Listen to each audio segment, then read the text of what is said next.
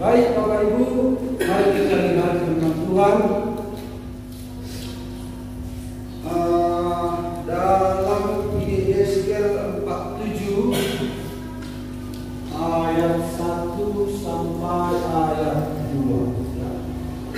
Yesaya 47 ayat 1 sampai 12 sebenarnya, tapi kita baca 4 ayat kayak ini saya sebutkan. Mari kita baca bersama-sama. 1, 2, 3. Kemudian dia membawa aku kembali ke pintu bait suci, dan sungguh ada air keluar dari bawah ambang pintu bait suci itu dan mengalir menuju ke timur. Sebab bait suci juga menghadap ke timur, dan air itu mengalir dari bawah bagian samping kanan dari bait suci itu sebelah selatan Misbah.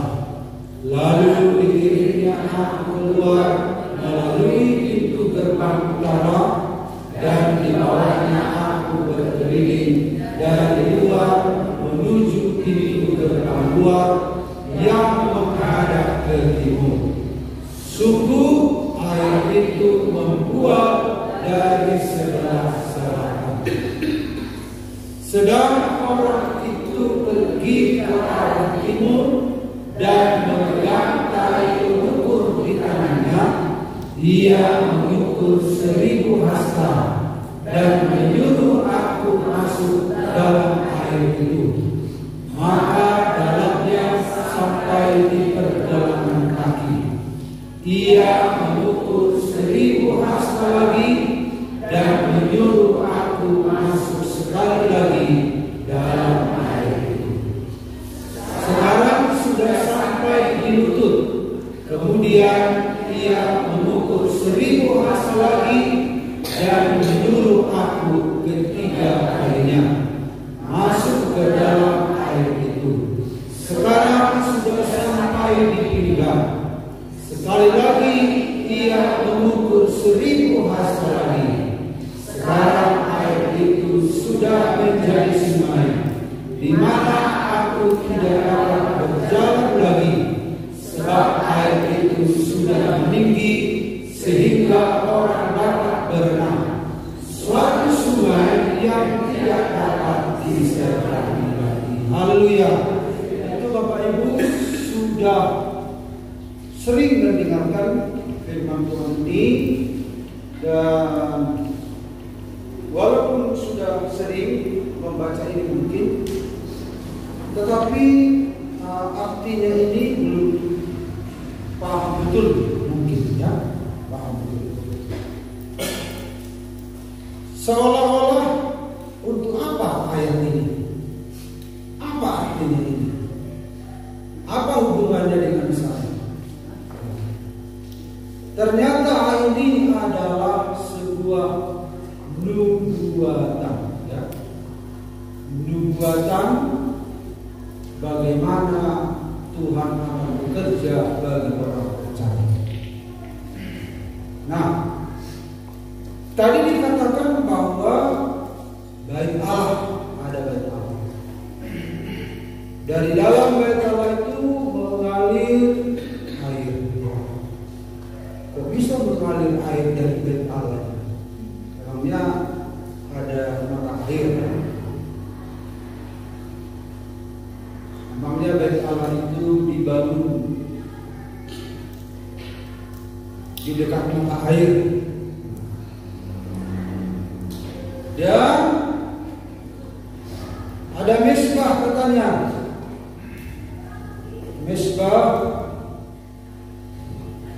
dari bawah mesbah itu ke arah selatan mengalir air ke arah timur. Lalu Yesaya dibawa ke pintu utara. Jadi bait Allah itu ada 12 pintu. Ada pintu timur, pintu barat, pintu selatan. Kalau ini ya, gereja ini kalau seperti gereja ini bait Allahnya ya sana timurnya. Jangan kita pakai dulu timur matahari sana, tapi kita sesuaikan dengan bentuk bait Allah itu. Ya. Karena setelah bait Allah itu mengarah ke timur. Nah, jadi ini mezbah. Dari mezbah itu keluar air sebelah selatannya katanya, mengalir ke arah. Kemudian Yeskel keluar lewat pintu utara mengarah ke timur. Nah, kemudian ketika Yeskel keluar dari bait Allah itu, dia melihat ternyata air itu sudah sampai ke depan sana. Contohnya, diukur 1000 hasta, sudah dalam, sudah ada tingkatan-tingkatan, ada yang selutut, kemudian diukur lagi ke sana, ada yang katakan sepergelang kaki, selutut, sepinggang, dan tidak bisa lagi dijelajah. Ini akan kita renungkan lagi bagian ini. Amin, Bapak Ibu. Nah, jadi bait Allah bukan dari bawah gereja kita ini nanti keluar air, bukan itu maksudnya. Nah, nanti rusak lantai gereja kita kalau keluar air dari sini. Jadi apa maksudnya ini semua? Nah, ini adalah bait Allah. Ini sebelah timur tadi mengalir ke sana. Nah, jadi dari sebelah bait mezbah sebelah ke arah selatan katanya keluar dari sini keluar air. Jadi apa artinya bait suci ini? Bait suci ini, nah jadi kalau kita lihat peta Israel, Bapak Ibu, disinilah bait suci itu dibangun. Jadi katanya ketika air itu keluar, diukur 1000 hasta pertama, 1000 hasta kedua, 1000 hasta ketiga, 1000 hasta keempat, terus mengalir air itu. Nah, dan kemana air itu mengalir, di situ ada kehidupan. Bahkan air asin pun jadi tawar. Pengaruhnya air ini. Air asin pun jadi tawar, dan di sana ada banyak ikan-ikan, ada pohon-pohon yang hijau. Nah, apa maknanya ini semua? Nah, mari kita lihat. Jadi bait Allah itu menurut 1 Korintus 3 ayat 17, sebab bait Allah adalah kudus, dan bait Allah itu ialah kamu, yaitu orang percayalah bait Allah itu. Jadikan aku bait suci. Kita ini bait Allah. Kita ini rumah Allah. Makanya dikatakan oleh Rasul Paulus, kita harus menjaga bait Allah, rumah Allah, diri kita. Pada akhirnya bait Allah ini banyak, akhirnya butuh tempat, dibangunlah bait Allah secara fisik. Tetapi bait Allah yang dimaksud oleh Tuhan adalah diri kita. Nah, mezbah itu letaknya di dalam jantung kita, di dalam tubuh. Mezbah itu lambang dari penyembahan. Ternyata dari mezbah itu keluar air. Apa air itu? Itulah yang dimaksud dengan kuasa Roh Kudus mengalir. Nah, jadi air yang dimaksud adalah Roh Kudus dalam hidup orang percaya. Bait Allah adalah kita sendiri, dan mezbah itu adalah pusat penyembahan di dalam diri manusia. yaitu hukuman yang harum yang baik di mata Allah.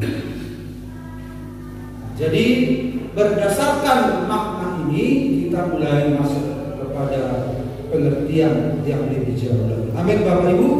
Baik Allah itu adalah kita, tubuh kita, orang percaya. Baik Allah yang besar itu juga adalah Yesus Kristus. Jadi Allah di dalam Dia berdiam secara jasmania seluruh kepenuhan kealahan. Jadi Yesus menjadi baik juga. Makanya dikatakan Yesus, runtuhkanlah baik Allah ini. Dalam 3 hari aku akan membangunnya. Dan jadi baik Allah yang dimaksud itu Yesus Kristus juga. Kemudian orang percaya juga. Dan baik Allah yang kekal itu adalah surga. Jadi sasaran di sini adalah baik Allah itu adalah kita. Makanya jagalah tubuhmu, kata Rasul Paulus. Barang siapa yang membinasakan baik Allah, Allah akan membinasakan dia. Bayangkan Bapak. Jadi baik Allah itu adalah kita.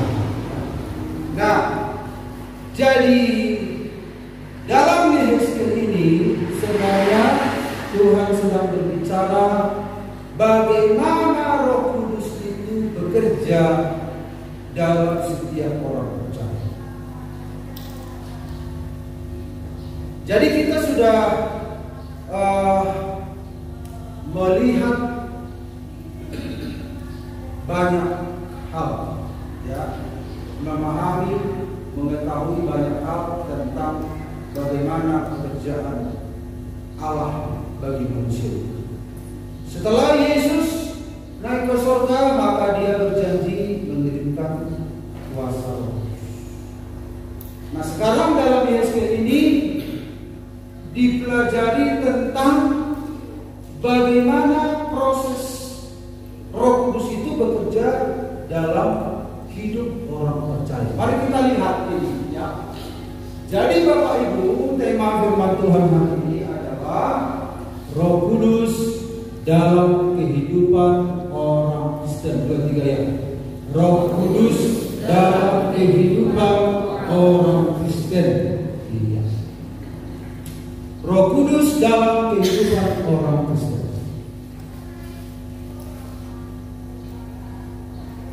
Jadi bagaimana cara kerja Roh Kudus itu dalam kehidupan orang Kristen digambarkan di dalam Yehezkiel pasal 47. Mari kita lihat yang pertama. Masuk ke poin-poin itu. Ada 4 tingkat penguasaan. 4 tingkat penguasaan Roh Kudus dalam kehidupan orang Kristen. Kristen artinya adalah pengikut Kristus. Kristen artinya pengikut Kristus. Jadi ada 4 tingkat penguasaan Roh Kudus dalam kehidupan pengikut Kristus.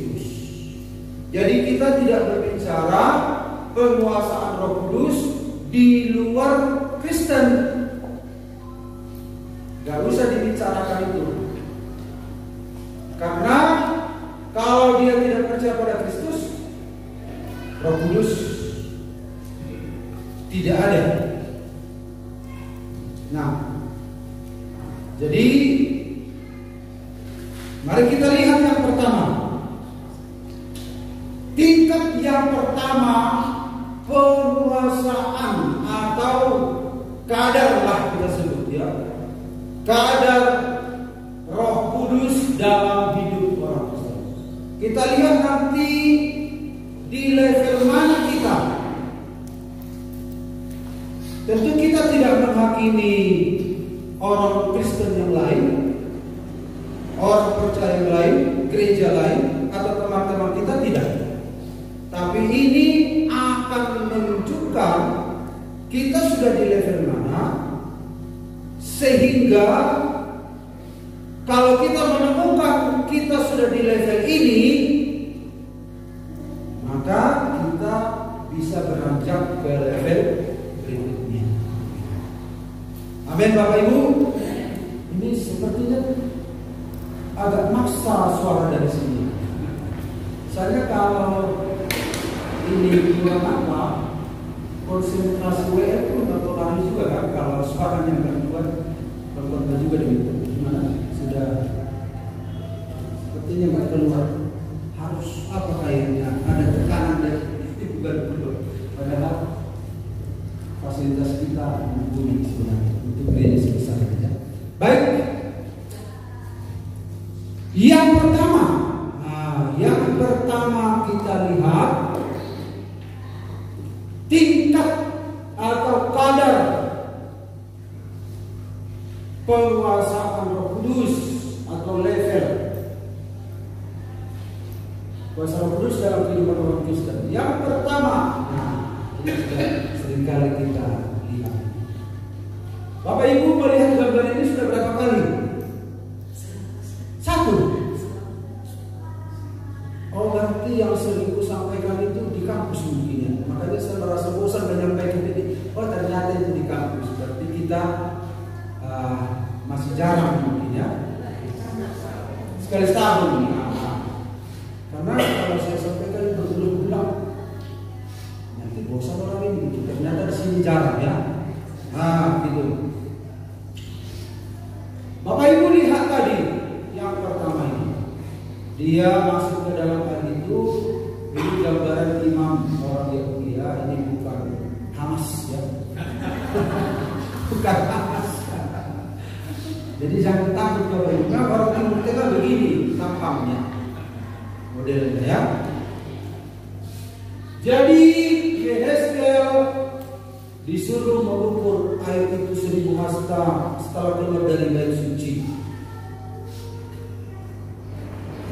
Sedang orang itu pergi ke arah timur dan memegang tali pengukur di tangannya. Ia mengukur 1000 hasta dan menyuruh aku masuk dalam air itu. Maka dalamnya sampai di pergelangan kaki.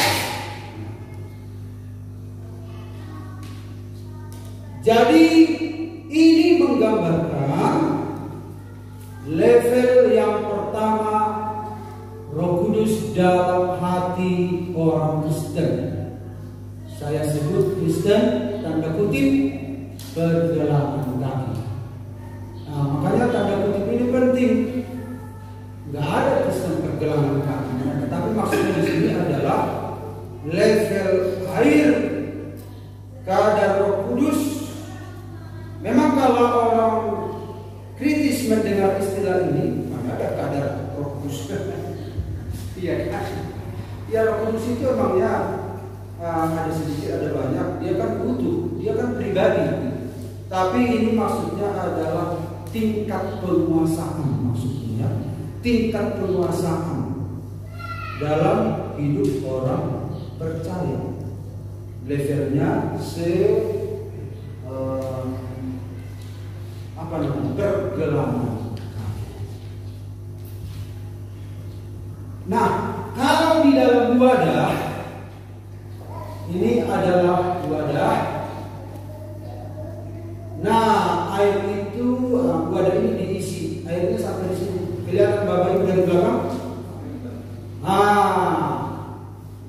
Wadahnya besar, tetapi airnya masih segini. Jadi wadah hati kita itu besar, tetapi kadarnya yang terisi masih segini. Inilah level yang pertama. Ini orang percaya ya. Kita nggak bicara di luar orang percaya.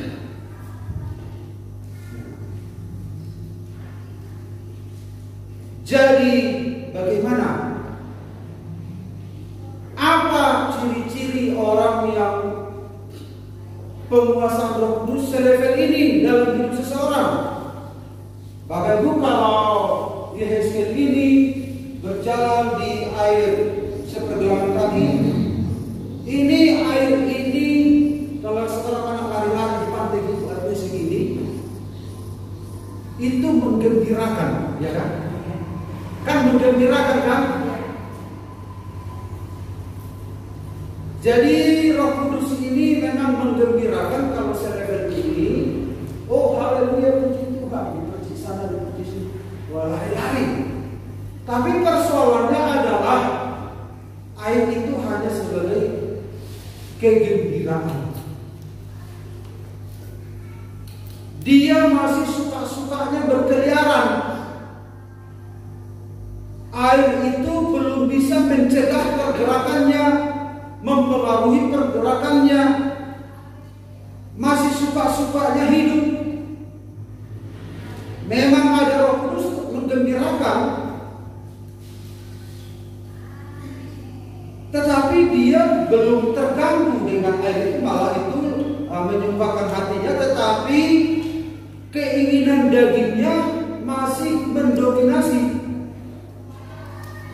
Makanya kenapa kalau ada orang Kristen levelnya seperti ini orang yang mau-maunya, memang dia percaya sama Yesus, tapi Roh Kudus belum berperan untuk mengambil alih. Kalau yang dikatakan kau ambil alih seluruh hidup, belum ada Roh Kudus mengambil alih.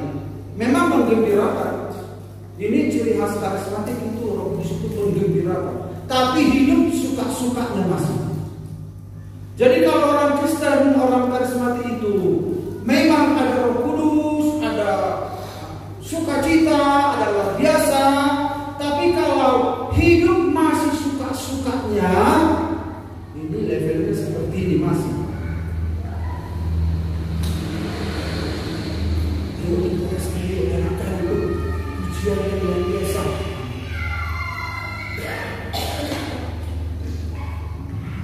Kalau di gereja seperti itu enak kali loh, enak tuh. Apanya yang enak? Oh, puji-pujiannya. Daripada dulu-dulu kayak apa? Terbigi jarum mendedek, bagusan di karismatik enak. Wah. Tapi anehnya hidup suka-sukanya. Nah, ini menggembirakan. Makanya saudara-saudara, ada sebuah komentar di apa? Kenapa seringkali karismatik itu lari-lari ajarannya? Karena euforia ini, tapi malas belajar, malas baca Alkitabnya. Akhirnya pedoman-pedoman hidup, tuntunan hidup, bagaimana cara hidup, dia abaikan. Bagaimana cara berperilaku, bagaimana cara hidup, dia abaikan. Nah ini bahayanya. Karena dia mengalami sebuah sukacita,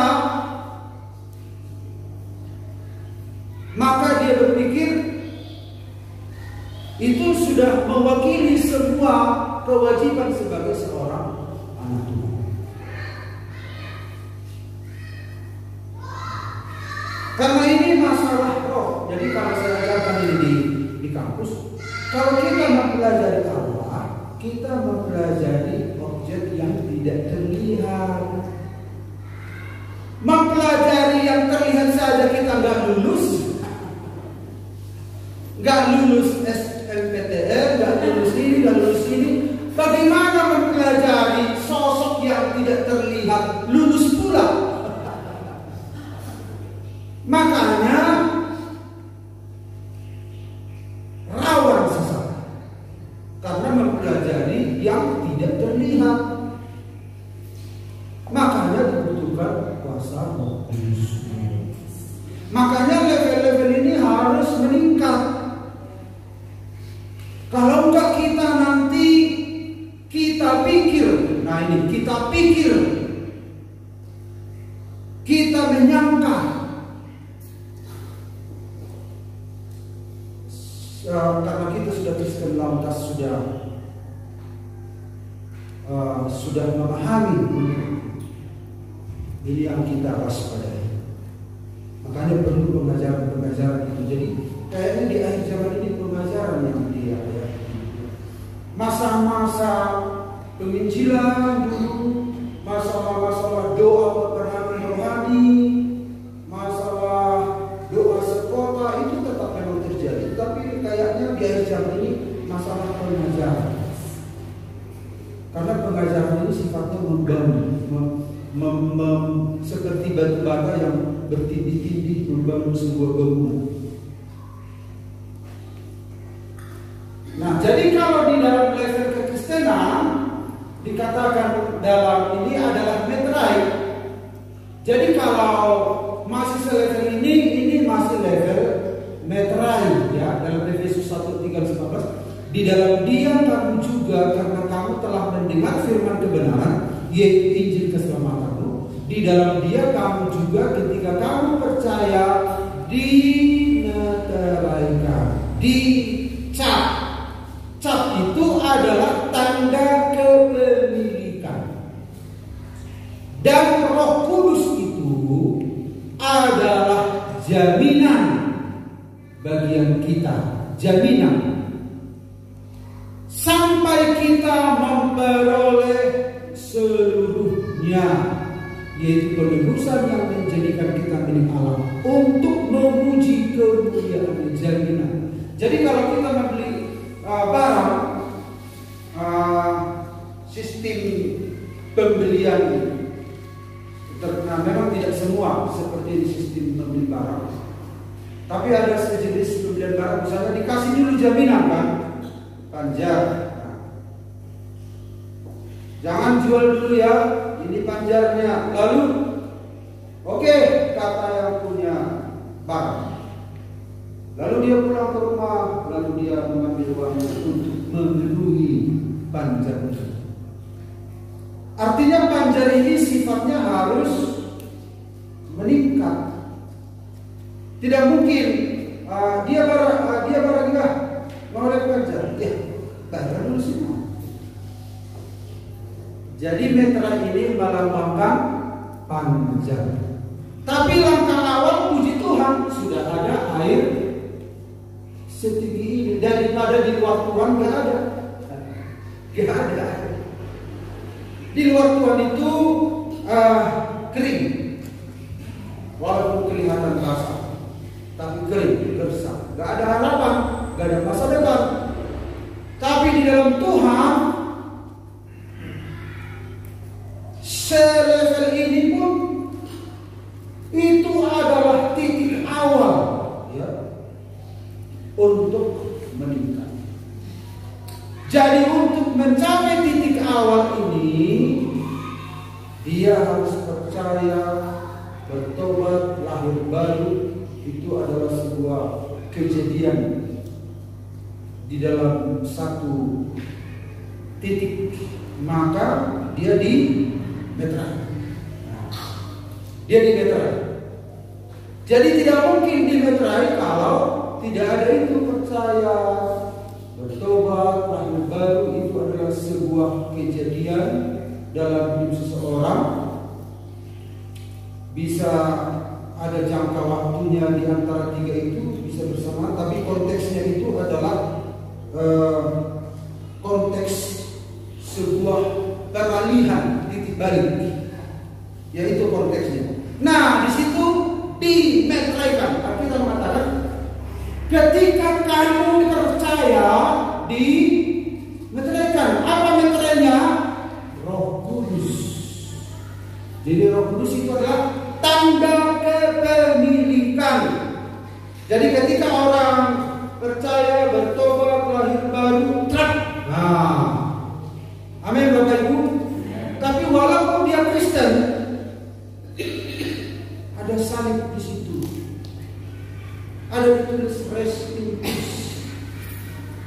ada, tapi dia hanya KTP, tidak ada percaya bertobat lahir baru, Roh Kudus tidak bisa mencabut. Mungkin KTP-nya Kristen. Makanya orang Kristen belum tentu sudah kenal Yesus, hanya mungkin KTP. Makanya kita harus benar-benar mengevaluasi diri kita. Amin, Bapak Ibu. Tentu saya tidak menggugat apa yang Bapak Ibu sudah alami, tapi memastikan ternyata tahapan-tahapan ini ada tahapan-tahapan.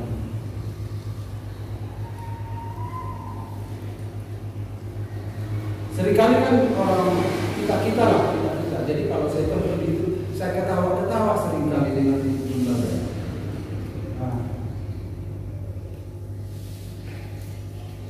Anak Tuhan itu tidak membaca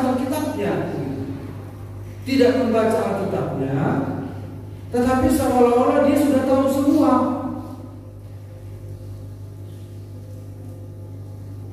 Nah, karena itu kita harus baca Alkitab kita.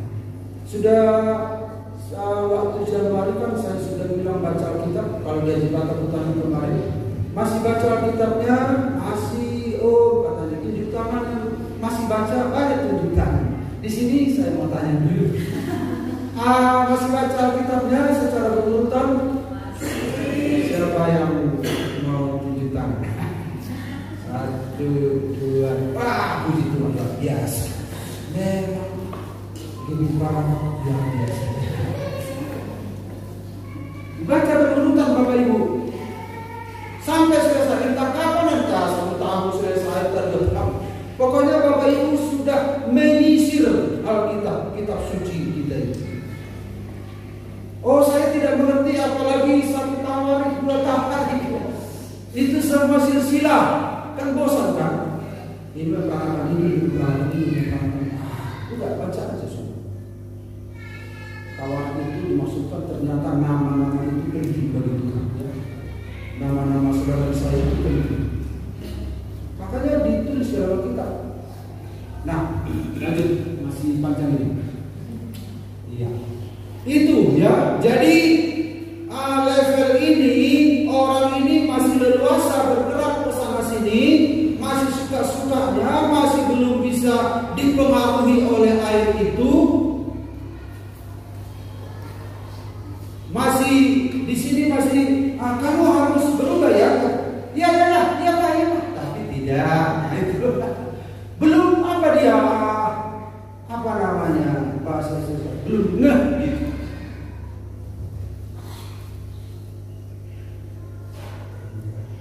Kamu harus setia berdoa, rajin baca kitab, mengasihi. Iya, amin, puji Tuhan, amin. Tapi tidak. Itu ini masih berarti dia masih belum memikirkan apa yang diucapkan. Ya. Anak-anak kan seringkali begitu, Pak. Tidak memikirkan apa yang diucapkan, apa yang diiyakan. Ini ciri khas Pentakosta Katolik itu begitu. Haleluya, puji Tuhan, amin. Apa amin? Apa ya? Lalu, wah, enak kali di sana mendengar khotbah puji Tuhan, ketawa-ketawa kami semua dalam khotbahnya. Intinya apa? Apa ya? Yang jelas ketawa lah. Berarti gak tahu dia apa maknanya itu. Memang bersyukur Roh Kudus sudah mulai bekerja. Nah, level yang kedua yaitu di Hezkel 47:4a, dia mengukur 1000 hasta lagi dan menyuruh aku masuk sekali lagi dalam air itu. Sekarang sudah sampai di lutut. Nah, ini saya sebutkan adalah Kristen lutut. Jadi penguasaan Roh Kudus itu sudah mulai. Nah, kalau air Kristen lutut masih bisa berlari, tapi sudah mulai terganggu. Tapi masih bisa leluasa. Artinya Roh Kudus sudah mulai mempengaruhi. Bukan hanya menggembirakan lagi, tapi sudah mulai tanda kutip mengganggu begitu. Jadi Roh Kudus sebenarnya nggak mengganggu waktu ya, malah membuat kita merdeka. Tapi seringkali keinginan daging kita masih bertolak belakang, ini kok mengganggu ini. Aku mau merdeka, gitu kan? Padahal usaha tanda kutip mengganggu ini sebenarnya untuk membuat kita merdeka sebenarnya, supaya kita tidak dikendalikan oleh keinginan daging. Tapi masih bisa, tapi sudah mulai ada pembatasan pergerakan, ya, sudah mulai ada pembatasan. Tetapi masih bisa manutun lomo, tapi suara itu sudah mulai kuat mencegah. Jangan anak, kalau sudah terus dengan darahku. Kalau dulu waktu sepegang kaki, dia belum dengar suara itu dengan keras. Jangan anakku, tapi dia nggak dengar suara itu. Tapi ketika sudah mulai di lutut, jangan anakku, begitu kan? Kalau sudah kutebus dengan darahku, engkau milikku. Suara apa itu? Suara mungkin bukan suara Tuhan itu. Lalu ditodong melawan, tapi dia melawan suara itu. Firman Tuhan mengiang-iang, tapi keputusannya itu masih kuat untuk melakukan apa yang dia mau. Setelah dia lakukan, tertunduk lagi, nggak bisa berdoa lagi. Aduh, aku menangani karena aku sudah berdosa, hanya dipaksa menangis di hadapan Tuhan untuk berdamai. Karena memang keinginan dagingnya masih kuat, manuntun lomo. Ini nggak dapat ini nanti. Di dalam Tuhan banyak kali pembatasan-pembatasan. Aku mau ini, mumpung. Akhirnya dia tidak bertumbuh. Nah, makanya jangan dipertahankan hanya selevel. Jadi Roh Kudus sudah mulai memasak, ya. Nah, kalau seperti wadah ini tadi sudah segini, sekarang udah nggak ternyata segini, udah mulai.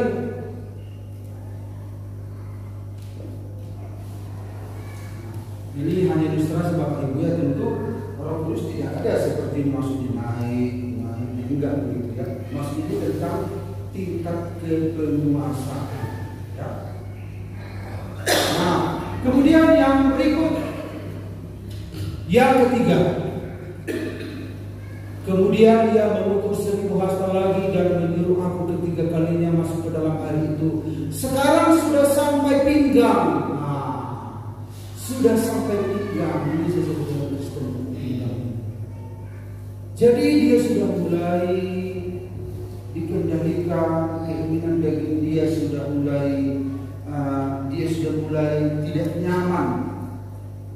Tuhan, begini. Dia Tuhan itu mau mengambil alih seluruh kita. Berat kali kau aku, berat kali hidupmu. Harusnya aku yang memikul engkau. Nah, tetapi di sini tetapi dibanding dengan air sendiri tadi, ini sudah lebih baik karena sudah levelnya sudah makin naik. Berat tubuhnya sudah mulai banyak dipikul oleh air ini. Ya, ini level-level. Memang kita tetapi sedikit-sedikitlah Tuhan rindu dengan hidup lama. Rindu dengan hidup lama sama seperti Yohanes Markus. Ketika dia pergi dengan Paulus menginjil, ketika ada masalah di perjalanan, lalu apa yang terjadi? Dia kan anak orang kaya ini, namanya Paulus ini. Dia pergi meninggalkan Paulus ketika ada masalah, lalu dia pergi pulang ke tempat asalnya karena menghadapi tantangan. Kadang-kala kita ketika menghadapi tantangan, kita ingin ya kembali sebentar ke hidup lama, nanti aku balik lagi. Nah, jadi masih bisa, ya. Masih bisa begitu. Kemudian kalau seperti air ini tadi sudah mulai naik, ya, sudah mulai iya.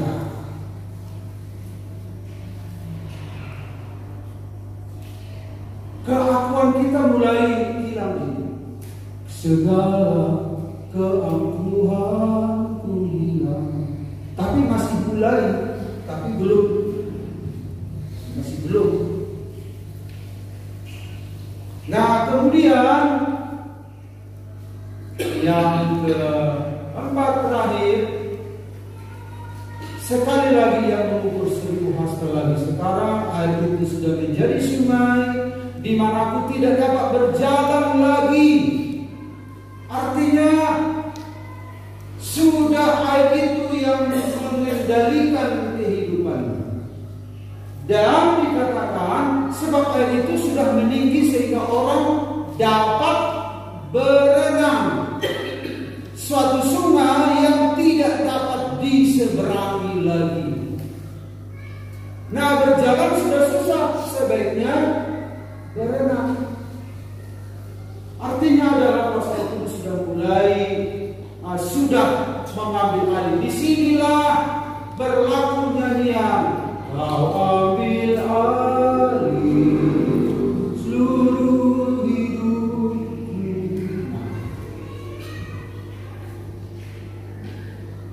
Ini level yang kita rindukan. Dan level ini harus bertahan konsisten. Nah, mari kita lanjutkan. Dan inilah Kristen berenang namanya. Saya sebut istilah berenang gereja. Tingkat perluasan Roh Kudus dalam hidup seseorang seperti ini. Nah, kalau di dalam wadah ini air ini sudah penuh. Jadi dalam rangka beginilah makanya Rasul-Rasul disuruh menunggu di loteng Yerusalem dan gereja kita mengikuti tradisi ini untuk memberi kesempatan kepada anak Tuhan memahami kebenaran ini dan mengalaminya. Amin, Bapak Ibu. Nah, jangan sampai waktu momen-momen terlewatkan. Jadi gereja kita selalu mempertahankan tradisi ini sebagai sebuah persekutuan doa, kesempatan bagi kita semua untuk mengalami pembaharuan mencapai level. Jadi ada orang bertanya, kalau hanya dimintai Roh Kudus, tidak penuh Roh Kudus, masuk surga kan? Ini bukan pertanyaan. Ini bukan pertanyaan. Itu sama dengan kalau seseorang sudah lahir ke dunia seorang bayi, bukan pilihannya untuk besar, ya kan? Tapi sebuah kewajaran untuk jadi besar. Seorang bayi tidak boleh berkata, kalau tidak besar, kenapa rupanya? Itu kan bukan pertanyaan, itu pertanyaan yang bodoh. Seorang yang sudah lahir kan itu kan akan besar. Gak usah dia minta besar, gak usah dia minta persetujuan untuk besar, tidak ada. Gak usah dia menghalangi pertumbuhannya supaya terhalang untuk besar karena dia memilih untuk kecil terus. Enggak, itu pertumbuhan itu sesuatu yang wajar. Jadi untuk naik level itu sesuatu yang wajar. Nah, ketika kita dimeterai, kan ketika kita percaya dimeterai, kita anak Allah. Jadi gak usah bertanya tentang masuk surga atau tidak masuk surga. Bukan itu masalahnya di dalam kepenuhan. Kenapa saya katakan itu bukan pertanyaan? Untuk mewaspadai pemahaman anak Tuhan, tidak adanya sebuah kerinduan untuk meminta. Tuhan itu mau supaya anak Tuhan itu bertumbuh dewasa. Tuhan tidak menginginkan melahirkan kita baru, tetapi Dia tidak mengharapkan kita bertumbuh dewasa lagi. Jadi pertumbuhan itu, level-level ini, itu terjadi dengan sendirinya. Jadi jangan bermegah di dalam kepenguasaan. Ketika kita temukan diri kita, aku di level ini, jangan bermegah di situ. Berarti kita harus lanjut. Kita adalah anak-anak Allah, tetapi dari mana kita berangkat? Dari level yang meterai tadi.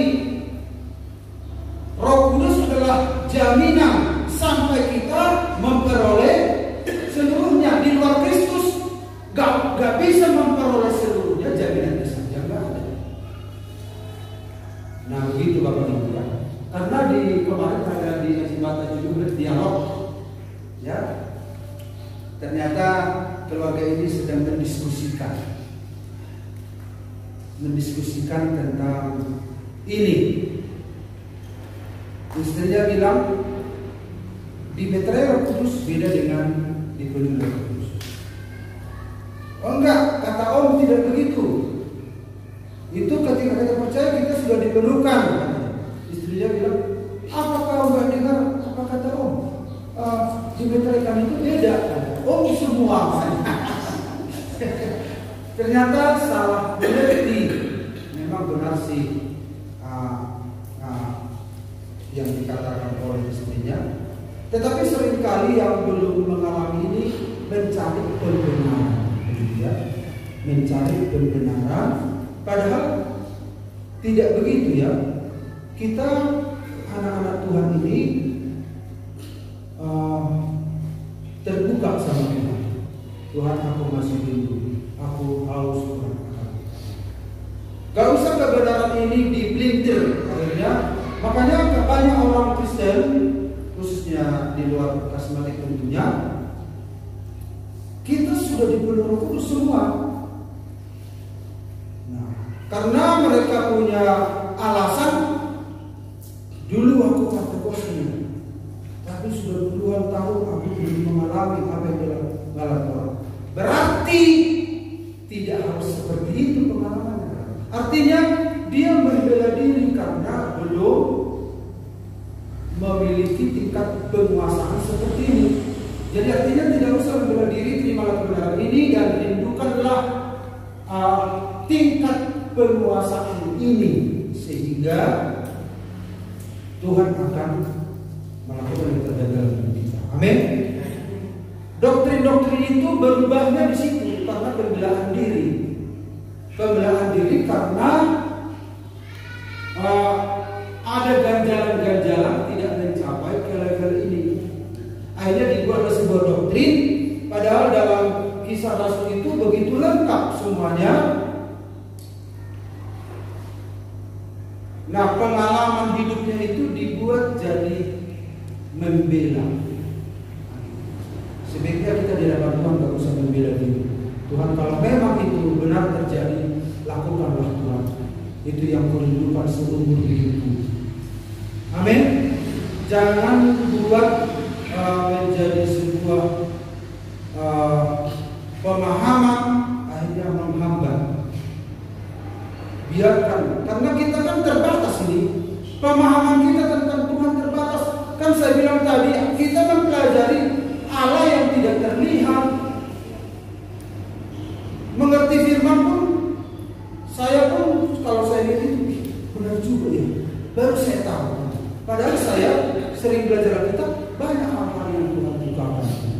Artinya kita harus terbuka kepada Tuhan, karena banyak hal yang kita tidak tahu. Untuk di sekolah saja kita nggak bisa, di SD saja nggak bisa ranking 1, padahal SD. Jangankan ranking 1, ranking 20. Di SMP saja begitu, di SMA perguruan tinggi. Apalagi mempelajari yang tidak terlihat. Wajar-wajar saja. Nah, banyak hal yang belum kita pahami dalam Alkitab ini, kita harus terbuka sama Tuhan. Kita harus punya rasa haus dan lapar. Nah, mari kita lihat Bapak Ibu bagian-bagian terakhir. Nah, ini akhirnya. Nah, jadi inilah yang disebut dibaptis. Jadi ada dua istilah di dalam pengajaran Roh Kudus ini yang rancu bagi pemahaman banyak hamba Tuhan maupun anak Tuhan. Inilah yang disebut dengan dipenuhi. Jadi dibaptis dan dipenuhi dua istilah yang berbeda, namun pengalaman yang sama. Pengalamannya sama. Karena di dunia kekristenan ini kan sedang dipelajari, terutama Pentekosta Karismatik. Kita kan dibaptis sekali, dibaptis Roh Kudus ketika kita percaya pada Yesus. Kita sudah dibaptis Roh Kudus semua. Nah, padahal Alkitab berbeda penjelasannya. Sudahkah kamu menerima Roh Kudus ketika kamu percaya? Padahal ternyata berbeda. Makanya Rasul-Rasul berpegang tangan kepada mereka dan mereka belum. Tapi mereka memukul rata bahwa setiap orang percaya sudah dibaptis oleh Roh Kudus. Dan ada lagi orang karismatik, rancu juga pengertiannya. Dia pikir dibaptis dan dipenuhi dua hal yang sama di dalam istilah. Hanya setiap doa 10 malam minta baptis Roh Kudus, baptis Roh Kudus. Padahal ada juga benarnya yang diprotes orang. Itu sekali. Nah, tetapi pengalaman yang mereka maksud berbeda dengan pengalaman yang kita maksud. Jadi intinya begini Bapak Ibu ya. Ini gambaran. Jadi ini garis waktu, ini titik-titik ini sebelum kita percaya pada Yesus. Ketika kita percaya kepada Yesus, bertobat lahir baru, lalu kita dinikah. Nah, kemudian terus mandi warna ini. Nah, apa maksudnya ini? Saya tunjukkan kepada kita, ini adalah dimetrai.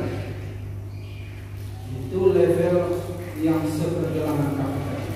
Nah, jarak antara dimetrai itu kan sampai kepada baptis Roh Kudus itu kan ada yang singkat, ada yang lama. Ini dipenuhi oleh Roh Kudus. Dan titik inilah yang disebut dengan baptisan Roh Kudus. Jadi baptisan Roh Kudus adalah pengalaman pertama dipenuhi Roh Kudus. Makanya baptisan itu sekali, kepenuhan itu berulang-ulang. Jadi di dalam doa 10 malam, kalau dia pernah dibaptis Roh Kudus, dia harus punya pengalaman dipenuhi. Supaya dipenuhi. Tapi kalau belum punya pengalaman, baru yang dia rindukan sama Tuhan adalah mengalami baptisan. Jadi baptisan Roh Kudus itu sekali, itu adalah kepenuhan pertama.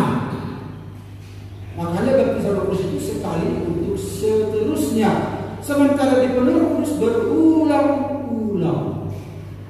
Ini yang rancu bagi pemahaman Pentekosta karismatik, hamba Tuhan juga rancu. Akhirnya menjelaskan kepada orang-orang bingung. Apalagi ada istilah diurapi Roh Kudus, ada istilah didiami Roh Kudus, tapi kan ada banyak istilah. Ada istilah dihembusi Roh Kudus.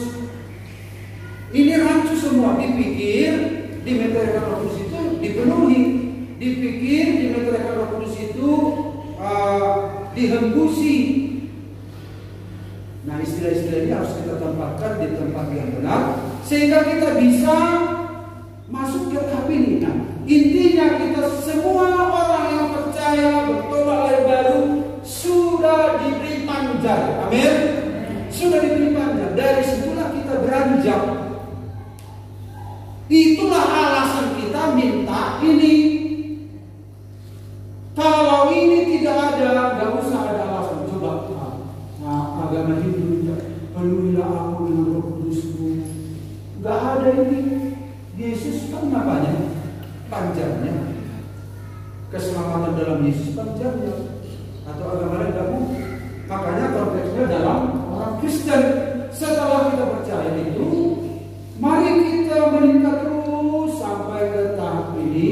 Lalu setelah tahap ini adalah karunia. Satu waktu kita terlihat ternyata Tritunggal itu memberikan karunia. Bapa juga, Yesus juga, Roh Kudus juga memberi. Nah, mudah-mudahan kita bisa lihat itu hari kalau ya. Nah, jadi Bapak Ibu, Yohanes 7 ayat 38-39. Barang siapa percaya kepadaku, seperti yang dikatakan oleh kitab suci, dari dalam hatinya akan mengalir aliran-aliran air hidup. Yang dimaksudkannya ialah apa? Roh yang akan diterima oleh mereka yang percaya. Jadi kita beralasan dipenuhi oleh Roh Kudus. Kita beralasan. Hanya kita seringkali menghentikan kerinduan kita untuk bicara. Kita menghentikan kerinduan kita. Kita hanya berkerinduan di saat doa semua. Itu terus harus dikobarkan kerinduan itu di sepanjang masa. Di sepanjang masa. Dari dalam hatinya, dari dalam hati mengalir aliran-aliran air hidup. Apa artinya aliran-aliran air hidup? Yaitu roh yang akan diterima oleh mereka yang percaya kepadanya. Dan yang terakhir di sini dikatakan, sehingga kemana saja semua itu mengalir, segala makhluk hidup yang berkeriapan disediakan hidup, ikan-ikan akan menjadi sangat banyak. Sebab kemana saja air itu sampai, air laut menjadi tawar, dan kemana saja semua itu mengalir, semuanya di sana hidup. Artinya kita menjadi berpengaruh, ya, berpengaruh seperti renungan tadi malam itu. Ya. Jadi kita itu jadi berpengaruh, ada kehidupan yang kita bawa, kita menjadi garam, kita menjadi terang bagi hidup ini, sehingga seluruh bumi ini dipenuhi oleh kemuliaan. Pertama itu dari Yerusalem, Yudea, Samaria, sampai ke ujung bumi. Ternyata Bapak Ibu Saudara terkasih, kita ini adalah orang yang luar biasa. Kita didiami oleh Roh Kudus, dan kita seringkali tidak sadar ada kuasa yang tidak kita sadari dalam hidup kita. Ternyata full power, ternyata dahsyat. Itu mengubah hidup kita. Dia sudah ada dalam hidup kita, hanya kita tidak memahami tentang kuasa. Itu sama dengan seseorang yang terakhir ilustrasi kebetulan ini. Ada seorang yang ibu-ibu memberangkatkan anaknya kuliah, lalu Anaknya dibilang, "Pak, nanti kalau aku berhasil bikin uangnya," waktu itu masih zaman surat. "Ya, anakku, sungguh-sungguh udah belajar muda, berhasil anakku." Nangislah mamanya. Bertahun-tahun kemudian sudah lama hanya surat yang datang. Habe mengerjaji anak ini merupakan ada habe ini kata soal ke salah pun susun. Ada orang rumah muda ada dikirimi surat kertas-kertas. 3 orang katanya. Dan yang akhirnya mengeluh lama ke tetangga. Berkecuali anak ini. Wali 50 tahun memang tidak pernah melupakan tahu. Aku masih sekolah di malam berdiri sampai marketing. Lalu ditanggung. HP harus son. Matinya. Tanya tetangga.